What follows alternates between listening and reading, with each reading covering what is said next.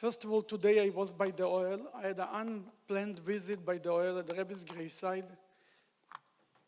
And I asked for a bracha, for a blessing for all the people who will come, who will be here tonight. May the Rebbe's blessing be fulfilled. You know, we came to celebrate the Rebbe's birthday.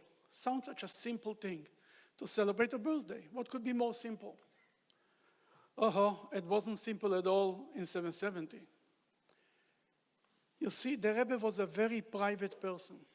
As public as he was very protective of his privacy. And he didn't need any parties for him, nothing about him. When I grew up with a friend from Cheder, all the way since kindergarten. His name is Moti Laufer. When he was 17, he's a year and a half older than me, he decided he wants to write a biography about the Rebbe. Nobody wrote a biography. I'm talking about over 4 years ago. He started, the biggest job was the first 40 years of the Rebbe. Before he was a Rebbe, before he came to America. The Rebbe was born in Ukraine. He grew up there by his father, who was the chief rabbi of the city, Dnipropetrovsk. From there he went, when he was 22, he moved to St. Petersburg, at that time Leningrad, and he met his future father-in-law, the previous Lubavitcher Rebbe. He was there for 5 years. When the previous Rebbe was forced out of Russia, he left with them. They moved to Latvia. Then the Rebbe himself went to Berlin to study in the University of Berlin in 1928. In 1929, he got married in Warsaw to the daughter of the previous Rebbe. They went back as a couple to Berlin. They were there until Hitler came to power in 1933. Then the Rebbe moved to Paris, and he studied in university in Paris until 1941. In the middle of the war, he survived the war and he came to America. You can imagine that such a part of life is very hard to put together. It's like a whole puzzle with information. Then my friend started to collect information, interviewing people, go to libraries. Huge job. But there were a lot of questions that could not be answered. For example, that was not clear in Paris, in which the university the Rebbe attended, was it Sorbonne or another university? And everybody's talking and discussing. At the time that the Rebbe is in 770, and it would take just 5 minutes to write a note. Rebbe, can you tell us in which college you attended? Simple. What could be more simple than that? But nobody was even dare to do it. Nobody dared to do such a thing. At best, if he would ask the question, the Rebbe would ignore it. At worst, the Rebbe would tell him, who asked you to write a biography on me? Forget about that. Go back to yeshiva. Your job is to learn, not to write biographies. And that would be the end of it. See, the Rebbe spoke not for over the 4 years, not for hundreds of hours, for thousands of hours. Thousands. My friend and others over the years went through to find how many times he said anything about himself. A little story they wanted to put together. It's just about his school, about his experiences when he was young. They found from the thousands of hours less than 40 places that the Rebbe mentions himself. And even there, in half a sentence, the Rebbe never spoke about himself. You ask him a question about your life, absolutely, he's happy to answer you. Torah, for sure. Science, whatever you want. What about him? Is not the issue. Therefore, it was very hard to do anything with him, about him. First of all, are you going to know when the Rebbe's birthday is? He's not going to tell you. Before he was a Rebbe, he went from New York to Paris to bring his mother, who came out from Russia in 1947. That he was in Paris for a while until they organized the papers and so on. And one day, the Rebbe's mother, the Rebbe Tzanchane, she told a few guys, ask for my son to make a farbrengen at his birthday tomorrow. It's your 11th of Nisan. That's how Hasidim knew when is his birthday. In 1952, when the Rebbe turned 50, it was a year of being a Rebbe, he called 10 people to his room that nobody knew. It was like a secret. And he said a short Hasidic discourse in front of them. That was his celebration of his birthday. Then nothing was happening for 10 years. It was 1962. The Rebbe is turning 60. We have to do something. The young guys are starting to talk. We have to do something. We have to organize. Hasidim should do something. But nobody knows how the Rebbe will like it. And if the Rebbe doesn't like it, you're in big trouble. And now what do you do? At that time was right in the beginning when they established the Lubavitch Youth Organization. It's called Tzach, Tzeirei Agudat Chabad. The Lubavitch Youth Organization had a tradition that every once a month on a Saturday night, they used to make a Melave Malki, a little farbrengen. And this, they used to talk about outreach and what needs to be done, and they used to make resolutions. And after the Melave Malki, after the event, they used to write a report to the Rebbe. The secretary of the Lubavitch Youth Organization, and basically the only person who was hired for this job, was Rabbi Alevsky. And he and a few friends came up with an idea. They will write in the report to the Rebbe that the Lubavitch Youth Organization made a resolution to send out a letter to Hasidim all over the world that in honor of the Rebbe's 60th birthday, they will ask from Hasidim to give the Rebbe a gift. What the Rebbe needs a gift? Good deeds.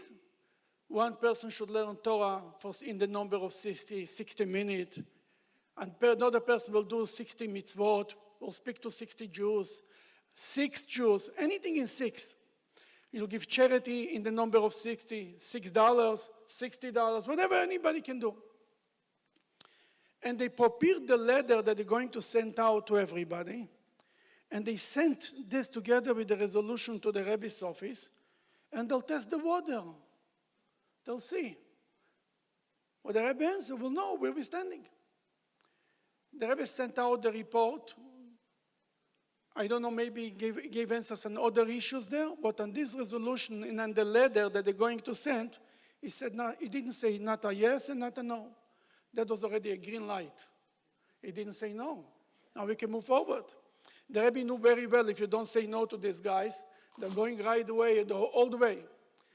They sent out a letter to all Hasidim all over the world. Rabbi Alevsky sent out a letter, and it started to come back.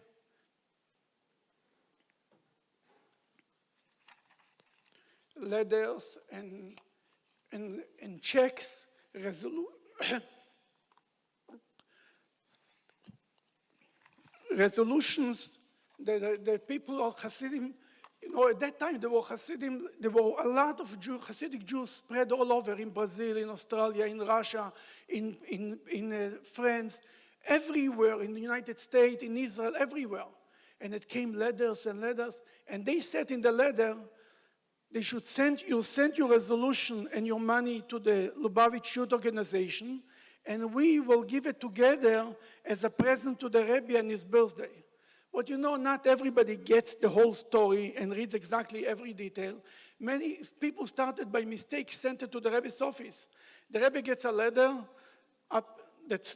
to Tzach, and the Rebbe saw it's a letter for them. The Rebbe sent it out. One letter, the second letter.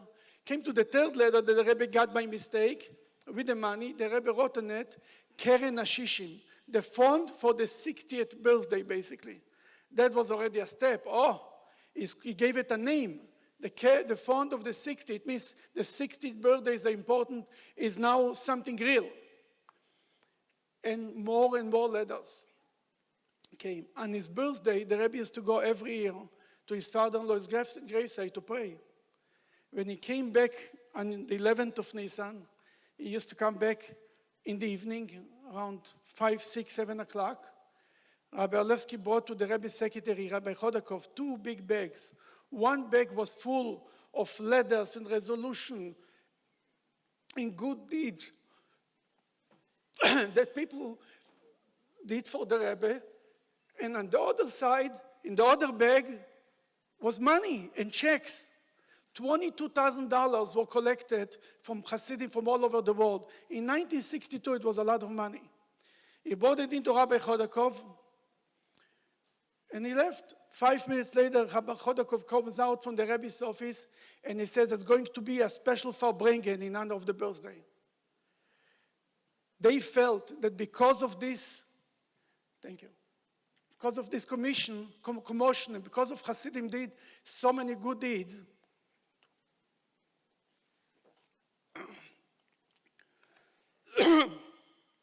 then it made it work. Then, because of this, the Rebbe was Farbrengen, and it was a beautiful long Farbrengen. That was the first time the Rebbe celebrated in public his birthday. A long Farbrengen, but there is one line on this Farbrengen I don't think too many people paid attention. The Rebbe said by this Farbrengen that there is known that great rabbis used to celebrate their birthday every decade. When it was number 60, 70, this number they would make a celebration. That was basically, in my opinion, a sentence that the Rebbe said, I'll meet you again at my 70th birthday. And that was what happened. Until the 70th birthday, in 1972, the Rebbe didn't make a Farbrengen. It was one small Farbrengen a year before, but as an official big gathering, it was on its 70th birthday. That was already a big Farbrengen. Thousands of Hasidim from all over the world came, dignitaries, politicians, and everything.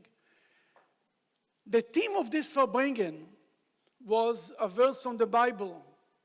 A man is born to toil. You see where it's going? When people, the reporter from the New York Times is coming to ask the Rebbe if he's planning to retire, the Rebbe is talking a whole Farbrengen, then that a man is born to toil. And then the Rebbe started to speak about, later in the evening, he says, people are asking me, what's my plans? First of all, don't look at, a person should never look on his passport. Look how you feel. And if you feel good, continue to do more good.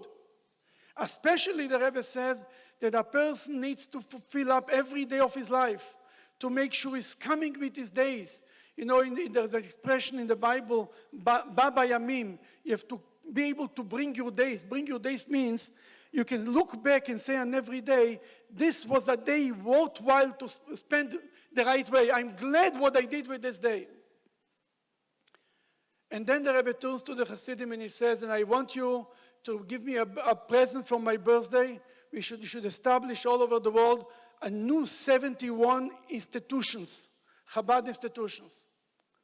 And the Rebbe says that if it will be 80 or 100, I will not be upset. Over the year, they will establish more than 70 institutions. Since 1972, when he turned 70, until he turned 83, every year was a Farbrengen. 1983, a big Farbrengen, it's already years and years, we celebrate the Rebbe's birthday.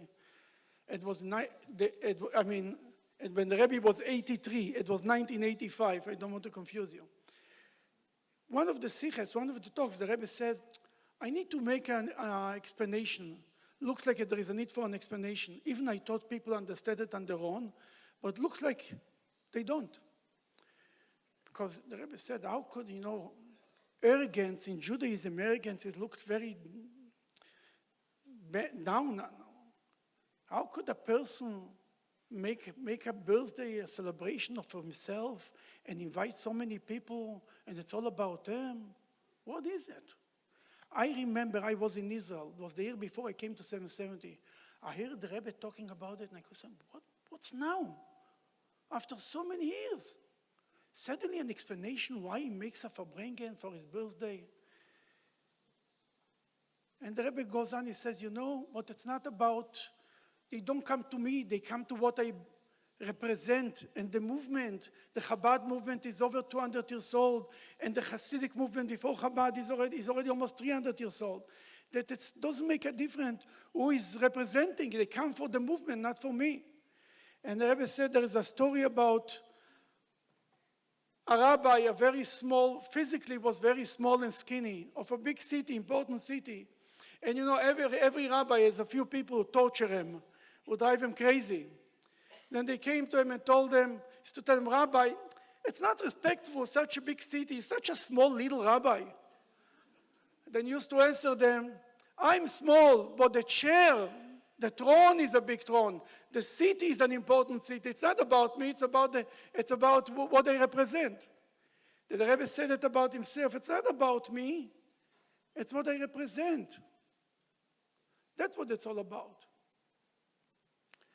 But it didn't sound too promising, this kind of talk. And the Rebbe continues and he says, it's about my father-in-law. He was the Rebbe. And he passed away. And we need somebody to organize everything. That you need somebody who's in charge. The time, the hands and the feet of the Rebbe. That's what he said. And more than this, you don't need. It's not about me. And then he moved on with other topics. This was the last Verbringen the Rebbe made on his birthday. The next year, on his birthday, on the 11th of Nisan, what the Rebbe did, he started the dollars, the famous dollars that you see here, that the Rebbe started to give out dollars.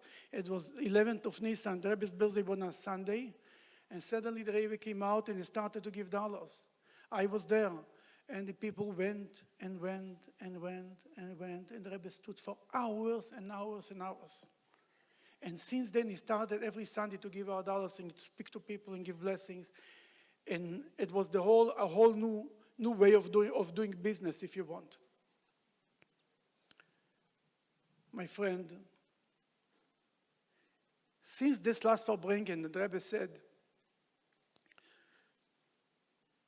that it's just the end, the end and the feet of his father-in-law. Since then passed almost 4 years. It was 1985, now 2024. My friend, everybody who is in this room is the Rebbe's hand and the feet. We are the Rebbe's hand and the feet, all of us. And we, as the Rebbe said, about his father, he cannot do it. Now we have to do it. He wants us to do it. He's inspiring us. Pesach is coming up. Every Jew knows somebody who doesn't come is not going to a Seder. For sure you have family and friends, but you know one person that nobody wants to invite him, maybe because he's annoying, maybe because of other reason. This is the person the Rebbe wants you to invite. The last Jew, not the first Jew, not the most important Jew, the last Jew that nobody wants to. Let's be hand and feet of the Rebbe. This is our way to give the Rebbe a present for his birthday. Thank you.